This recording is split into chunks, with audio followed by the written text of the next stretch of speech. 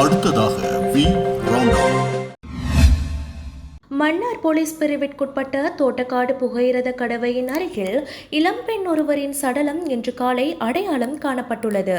இன்று அதிகாலை 4:30 மணியளவில் தலைமன்னாரில் இருந்து கொழும்பு நோக்கி பயணித்த புகையிரதத்தில் குறித்த பெண் மோதி உயிரிழந்திருக்கலாம் என சந்தேகம் வெளியிடப்பட்டுள்ளது. குறித்த பெண் மன்னார் ஜீவபுரம் பகுதியில் வசித்து வந்துள்ள நிலையில் வெள்ளம் காரணமாக தற்காலிகமாக தோட்டக்காட்டில் உள்ள உறவினர் வீட்டில் தங்கியிருந்த நிலையில் குறித்த சம்பவம் இடம்பெற்றுள்ளது. குறித்த மரணம் தொடர்பாக மன்னார் போலீசார் மேலதிக விசாரணைகளை மேற்கொண்டு வருகின்றனர்.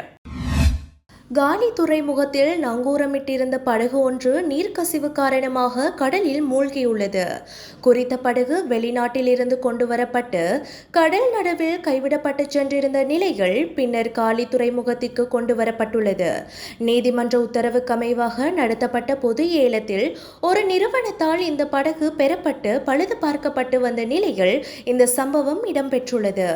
மேலும் படகு மூழ்கும் போது அதில் குறிப்பிட்ட அளவு எரிபொருள் இருந்ததாகவும் தெரிவிக்கப்பட்டுள்ளது. அஸ்விசும நலன்புரி திட்டத்தின் 2ஆம் கட்டத்திற்கு விண்ணப்பித்த குறைந்த வருமானம் கொண்ட குடும்பங்களின் கணக்கெடுப்பு நாளைய தினம் ஆரம்பமாகும் என நலன்புரி நன்மைகள் சபை தெரிவித்துள்ளது. இதன்படி 2ஆம் கட்டத்திற்கு சுமார் 8 லட்சம் விண்ணப்பங்கள் பெறப்பட்டுள்ளதாக குறிப்பிடப்பட்டுள்ளது. மேலும் அஸ்விசும நலன்புரி திட்டத்தின் 1ஆம் கட்டத்திற்கு 34 லட்சம் விண்ணப்பங்கள் கிடைக்கப்பெற்றதுடன் அதில் 18 லட்சம் பேர் மட்டுமே அதற்கு தகுதி பெற்றதாக நலன்புரி நன்மைகள் சபை தெரிவித்துள்ளது.